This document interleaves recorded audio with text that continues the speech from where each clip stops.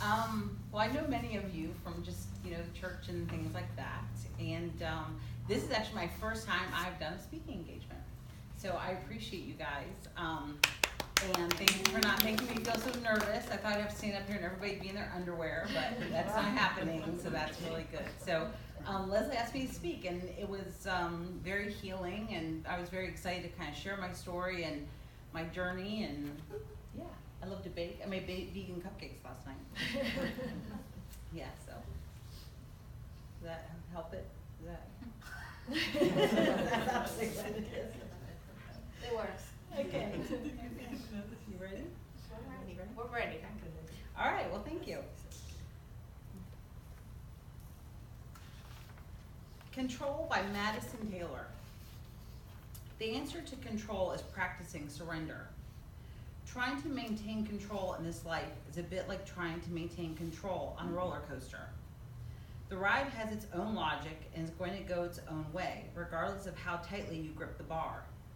There is a thrill and power in simply surrendering to the ride and fully feeling the ups and downs of it, letting the curves take you rather than fighting them. When you fight the ride, resisting what's happening at every turn, your whole body being becomes tense and anxiety is your close companion. When you go with the ride, accepting what you cannot control, freedom and joy will inevitably rise. As with so many seemingly simple things in life, it's not always easy to let go, even of the things we know we can't control. Most of us feel a great discomfort with the givens of this life, one of which is the fact that much of the time we have no control over what happens. Sometimes this awareness comes only when we have a stark encounter with this fact, and all our attempts to be in control are revealed be unnecessary burdens. We can also cultivate this awareness in ourselves gently by simply making surrender a daily practice. At the end of our meditation, we might bow saying, "I surrender to this life." This simple mantra can be repeated as necessary throughout the day when we find ourselves metaphorically gripping the safety bar. We can give into our fear and anxiety, or we can surrender to this great mystery with courage. When we see people on a roller coaster, we see that there are those with their faces tight with fear, and then there are those that smile broadly, with their hands in the air, carry through the ride on a wave of freedom and joy. This powerful image reminds us that often the only control we have is choosing how we are going to respond to the ride. Growing up, my father had sailboats all over his office. I remember one that was a shinier brass. One day I asked, "Why all the sailboats?" My father told me a man once told him, "Life is like a sailboat. The more you go with the waves, the easier. The more you go against them, life would be harder." In the movie Doctor Strange, there's a dialogue between Doctor Strange and his mentor, the Ancient One. The Ancient One says, "You cannot beat a river into submission. You have to surrender to its current, use its power as your own." Dr. Strange replies, "Control it by surrendering control? That doesn't make sense." The Ancient One responds, "Not everything does or has to. Surrender. Silence your ego and your power will rise." I never really understood these concepts of surrender or true gratitude until Spirit would bring me a very late Christmas present. My gift didn't arrive until Sunday, January 14th. I woke up with a cold and a pain in my left arm. As I went to a walk-in clinic for the cold, I mentioned the pain in my arm. A very young doctor gave me a prescription for the cold and then diagnosed me with a wrist disorder. As I went to my local CVS, the pain got worse, and I found myself driving to Florida Hospital Altamont. While driving, the pain increased more, and my hand got paralysis. As I arrived, the parking lot was completely full, except for the very first space closest to the ER door. It's like it had my name on it.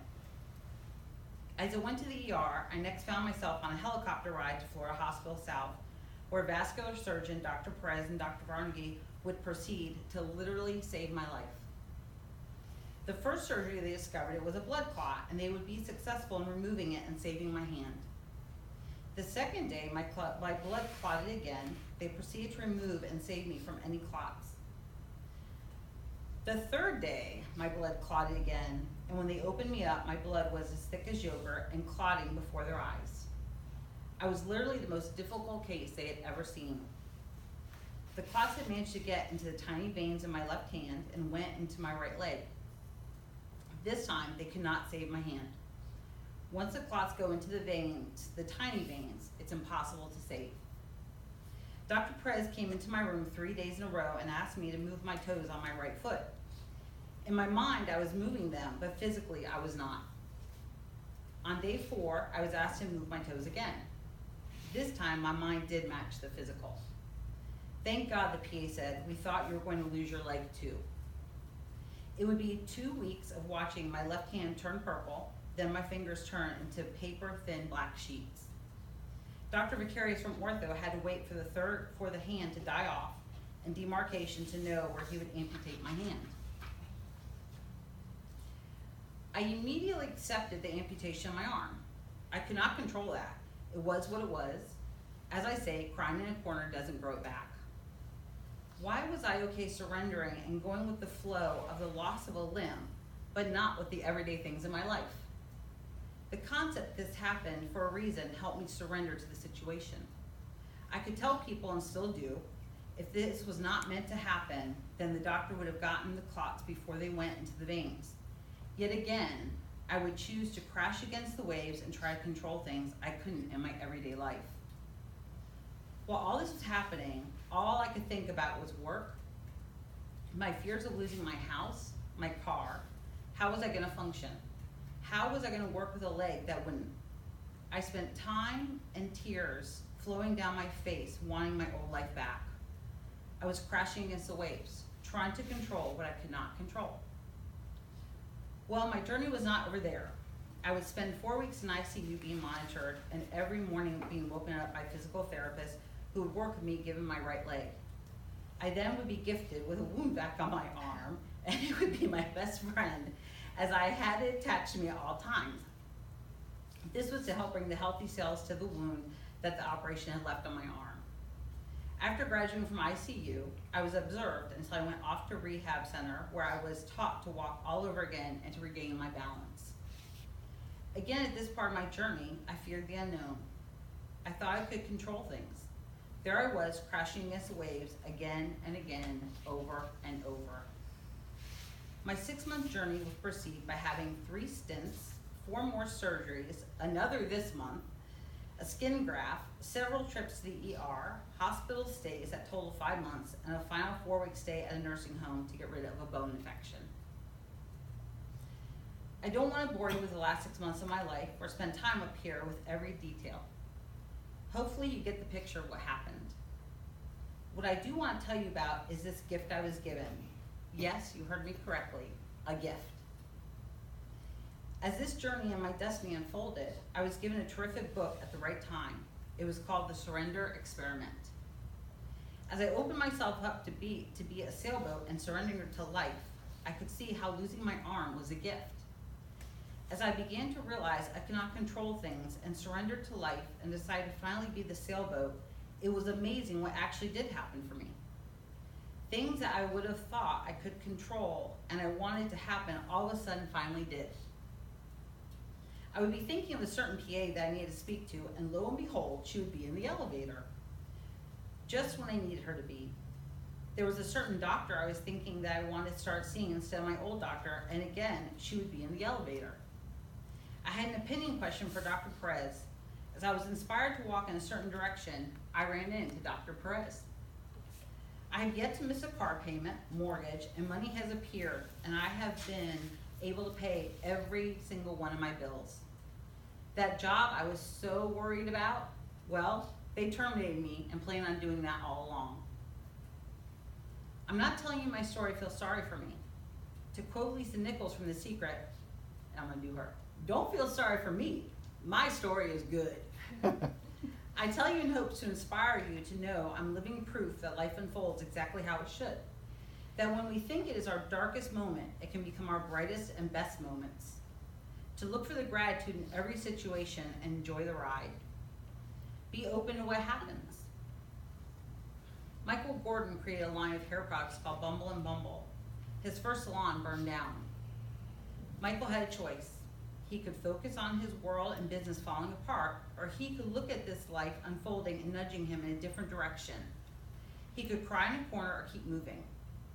He immediately called the surrounding salons and told them what happened and asked if his stylist could work in them until he could rebuild. Then he started his plans for what he would call the House of Bumble, located in New York City. When asked about the fire, his response, "We were just meant to build bigger and better." If I make a list of pros and cons about my journey, on my con list is I lost my hand. On my pro list, yes, you did hear me correct, a pro list. I got a helicopter ride. I've learned how to open yogurt with one hand. I've regained my sense of self. I get half-price manicures. That's the truth. I've learned to trust the process. I have found gratitude in the little things. I can now see how life unfolds. I've learned the lesson of being a sailboat. I get to ask for a 5-finger discount. I've given so many hugs to strangers and received so many hugs, especially in Publix. That's a good hug place. I've made many new friends. I now know how to run an IV drip in a hospital. I've inspired others with my attitude. I found purpose in my life. I see waking up to my son as a privilege, not a right. I've been able to play bingo, blackjack, and poker with 80-some-year-old ladies in a nursing home. I have the privilege of visiting them every Saturday for coffee and learning about history. I look at my cell phone less and listen more. I am more present moment. I have strengthened my faith. I see the good in the world again. So you ask, do I mourn my old life? Please, it's just getting good. I ask you today, are you a sailboat or are you crashing against the waves? Is your cup half empty or half full? Even when we think it is half empty, I challenge you to make a pros and cons list. You may be very surprised at what you find. Was my hand a gift or a tragedy? What is your perspective? My perspective, losing my hand is the best thing that's ever happened to me. Thank you.